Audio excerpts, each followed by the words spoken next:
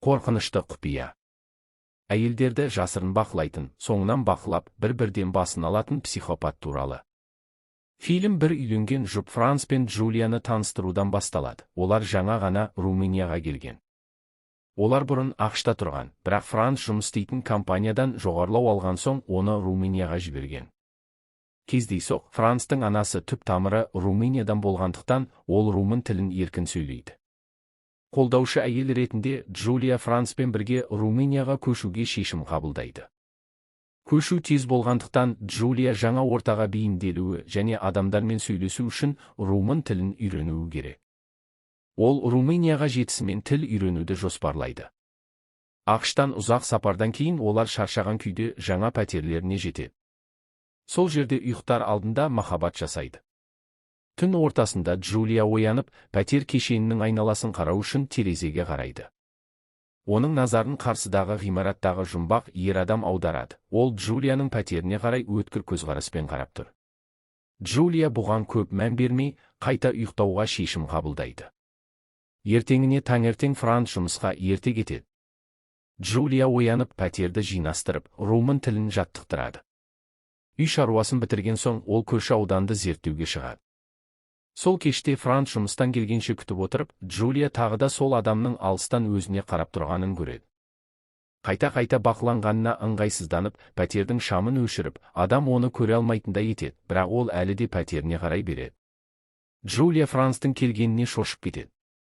Оны алаңдатпау үшін ол жұмбақ адам туралы айтпайды. Жұмыстан шаршаған Франс пен Джулия пәтер айналасында серуендеуге шешім қабылдайды. Сөйлесіп жүріп, олар адамдар мен полиция жиналған бір жерді байқайды, бірақ ондағы ешкім не болғанын нақты білмейді. Ертеңіне олар көрген оқиға теледидар жаңалықтарында көрсетіледі. Джулия әлі румын тілін жақсы білмейтіндіктен, Франстан жаңалықты аударып беруін сұрайды. Жаңалық бойынша, алдыңғы түні жас әйел өз пәтерінде өлтірілген. Қылмыс орнында дәлел аз болғандықтан, қылмыскер әлі ұсталмаған.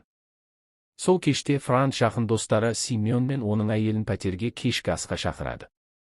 Олар өткен өмірлері туралы көп сөйлеседі.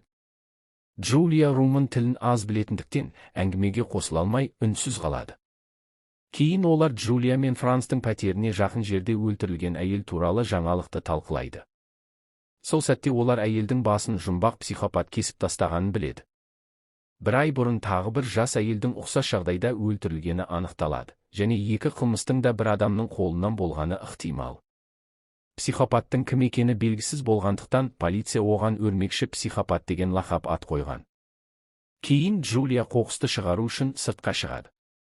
Баспалдақта көршісі Иринамен кездеседі, және Ирина Джулияның Румыниядағы алғашқы досы болады. Ертеңіне Джулия өрмекші психопаттың қылмыстары туралы қызығып, интернеттен іздеп, бір әйелдің куәлігі бар видеоны табады. Әйел өз тарихын айтады. Оны жұмбақ тұлға өрмекші психопат жиі бақылаған.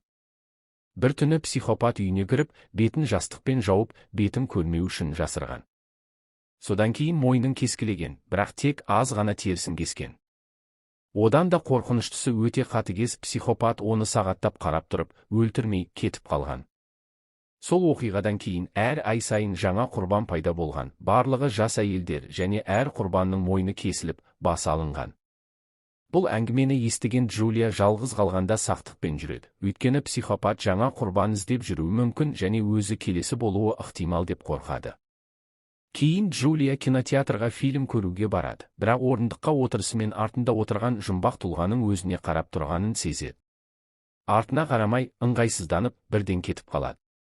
Ол көп адам жиналатын жерді таңдап, супермаркетке барады, өйткені азық-түлікте керек. Сол жерге жетісімен өзіне кинотеатрдағыдай адамның еріп жүргенін байқайды. Ол адамнан қашуға тырысады және артқы есіктен шығып құтылып кетеді.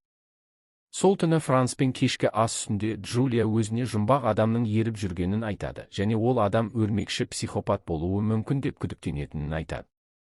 Джулияның үнемі қорқып, алаңдап жүргенін көріп, Франс алаңдайды және оны супермаркетке апарып, сол адам кім екенін білуге шешім қабылдайды. Супермаркеттің бейнебақылау камераларын пайдаланып, олар адамның бетін көреді. Джулия оның суретін түсіріп алады. Ертеңіне Джулия қауіпсіз сезіну үшін бүкіл күн пәтерде қалады. Үйде жалғыз отырып, Франстың жұмыстан босамайтынынан жалғыздық сезінеді. Ойға батып отырғанда есікке қатты қағылған дыбысты естиді. Абайлап есікке жақындап, қарт әйелдің мысығын іздеп жүргенін көреді, бірақ Джулия мысықты көрмеген. Көп ұзамай Ирина жұмыстан қайтады және жақындасу үшін Джулияны өз пәтеріне шақырады. Олар Джулияның Румыниядағы жаңа ортаға бейімделу қиындықтары туралы сөйлеседі. Ирина оны түсінеді, өйткені өзі Лондонда жалғыз тұрып, ағылшын тілін үйренген кезде ұқсас жағдайды бастан өткерген. Ирина қауіпсіздік үшін жатын бөлмесінде мылтық ұстайтынын айтады. Әңгіме жағымды болып, Джулия бір сәтке алаңдаушылығын ұмытады. Бірақ өз пәтеріне қайтысымен қорқынышпен алаң қайта оралады. Қызығушылықпен қарап, қарсыдағы адамның бүкіл уақыт бойы пәтеріне қарап тұрғанын байқайды. Оның шынымен өзіне қарап тұрғанын тексеру үшін қолын бұлғайды. Адам да қолын бұлғап жауап береді. Осы сәттен Джулия қарсыдағы ғимараттағы адам кинотеатр мен супермаркетте еріп жүрген адам екеніне күдіктене бастайды. Көп ұзамай Франс үйге қайтады және Джулия қарсыдағы адам туралы тағы айтады. Бейтаныс адамның үнемі бақылап тұрғанына шыдай алмай, Джулия полицияға хабарласады. Ол адамның өзіне қарап, еріп жүргенін түсіндіріп, түсірген суретін көрсетеді. Хабарламаны алған полиция Франспен бірге қарсыдағы ғимаратқа барады. Біраз уақыттан кейін Франс қайтып келіп, адамның аты Даниэль екенін, ол ауданда ұзақ тұратынын айтады. Полиция мен Франс онымен кездескенде, Даниэль Джулияны бақылағысы келмегенін, жай ғана терезеден қарап, адамдардың өмірін бақылағанды ұнататынын айтқан. Полиция мен Франс Даниэльдің түсіндірмесіне сенеді, және Франс Джулияға оны қате түсінген болуы мүмкін екенін, Даниэль супермаркетке жай сауда жасау үшін барған шығар деп айтады. Бұны естіген Джулия Франсқа ренжиді, өйткені ол Даниэльдің әдейі еріп жүргеніне сенімді және Даниэль өрмекші психопат деп ойлайды.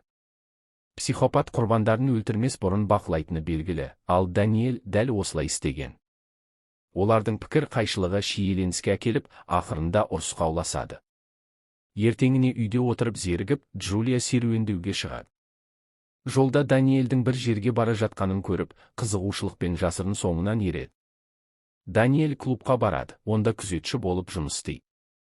Даниэль Джулияны байқап қалуға жақын болады, ол тез жасырынып қалады.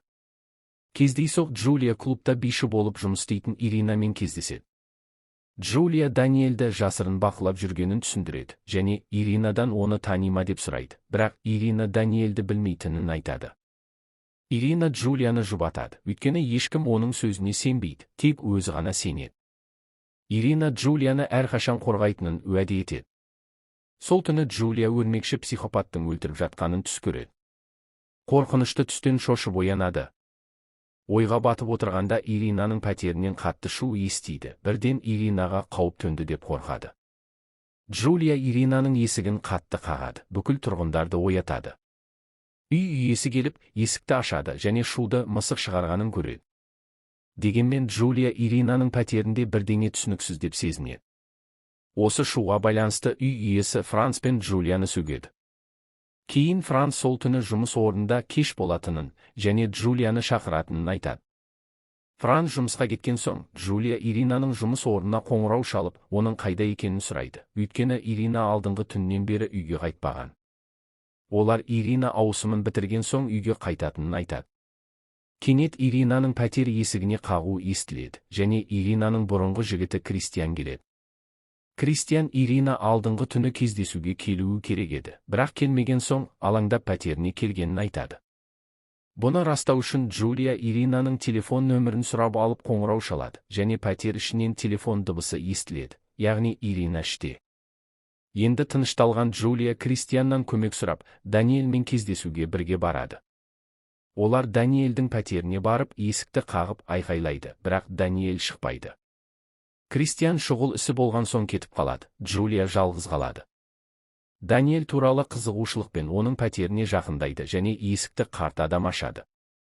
Джулия бірден кетеді, бірақ кетіп бара жатқанда Даниэльмен бетпе-бет кездеседі.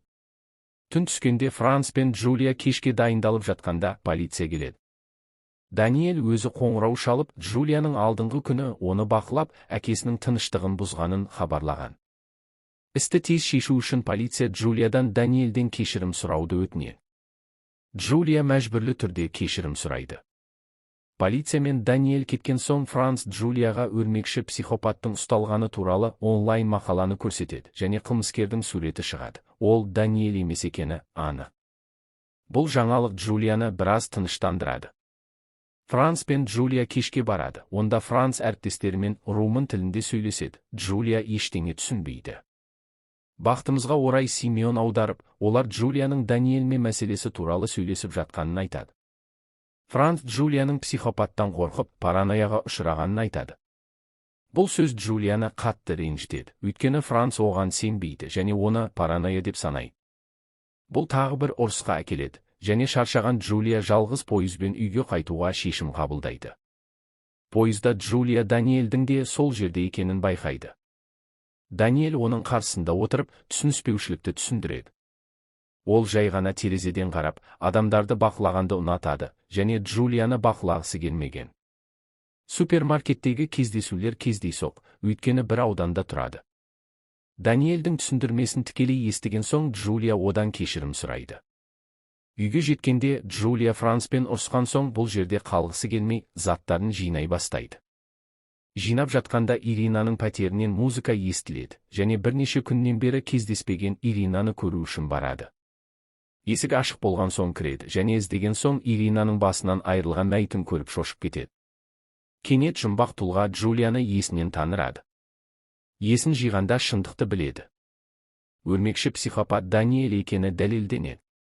Оның күдігі дұрыс болған, бірақ ешкім сенбеген. Даниэль Иринаны Джулияны қорғамақ болған үшін өлтірген, және енді Джулия анық келесі құрбан. Көп ұзамай Франц Джулияны шақырып жатқанын естиді. Джулия көмек сұрап айқайламақ болғанда, Даниэль оның мойнын кеседі, қан көп кетеді. Джулия өлді деп ойлаған Даниэль тыныш шығуға дайындалады, бірақ Иринаның пәтерінен шыққанда Францпен кездеседі, және әлі тірі Джулия оны атады. Ирина бірде Джулияға жатын бөлмедегі тартпада мылтық барын айтқан болатын. Соңғы күшімен Джулия психопатты ауданды қорқытқан Даниэльді өлтіреді.